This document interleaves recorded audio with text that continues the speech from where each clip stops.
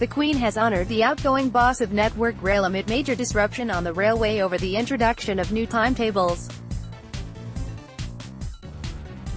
Chief Executive Mark Carne received a CBE for services to the rail industry on Friday in a move that has been criticized by trade unions. Passengers in the north and southeast of England are still afflicted by disruption after timetable revisions introduced on May 20 sparked hundreds of cancelled trains. A Department for Transport (DFT) spokesman acknowledged that the timing of the announcement was unfortunate but claimed recent events should not detract from Mr. Carne's service. Departure times for every train run by Govia Thameslink Railway were changed in May. PA, the number of trains either cancelled or more than 30 minutes late on Northern and Govia Thameslink Railway (GTR) routes averaged 11% and 13% respectively in the first 2 weeks of the new timetables. Performance on some lines was significantly worse, with many commuters having to wait on platforms for several hours. Transport Secretary Chris Grayling has predominantly blamed the disruption on Mr. Carne's Network Rail, the government-owned company responsible for maintaining Britain's rail infrastructure. The minister said the organisation was very late in approving the new timetables, while a failure to complete infrastructure projects in the north had delayed the introduction of new electric trains needed to operate the services.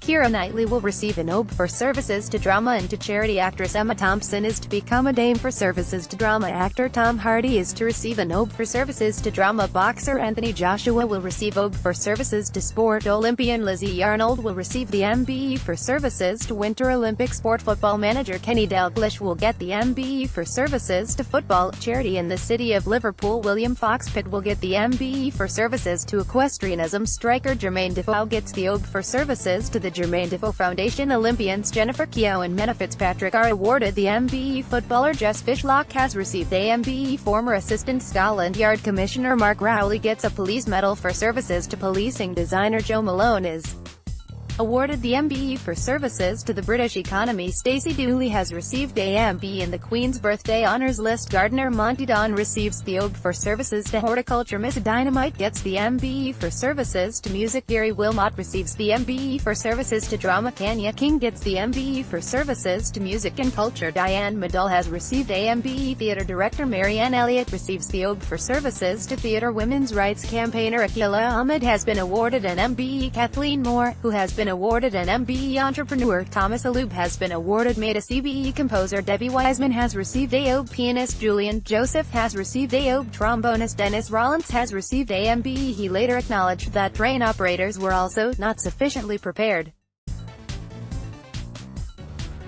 Mr. Carne said in a statement last week that timetables were finalized significantly later than normal for reasons that were both within and without our control. He continued, "It has not been good enough and we know it." Responding to Mr. Carne's inclusion in the honours list, Network Rail Chairman Sir Peter Hendy said, "Clearly the timing of this award is difficult given current industry issues and their effects on passengers, but we should take a step back and look at Mark's whole career, and particularly his record over the past 4.5 years, and recognise, as this award does, his tremendous contribution to our railway." The implementation of the new timetables sparked widespread disruption to rail services. PA. Mark has successfully transitioned Network Rail into public ownership, delivering the largest investment program in modern times, successfully devolving the organization to be responsive to customers, has made a 21st-century digital railway a reality, and his personal commitment to safety has made our railway the safest in Europe. His drive and passion have been inspirational, as has his commitment to workforce diversity, dignity and equality.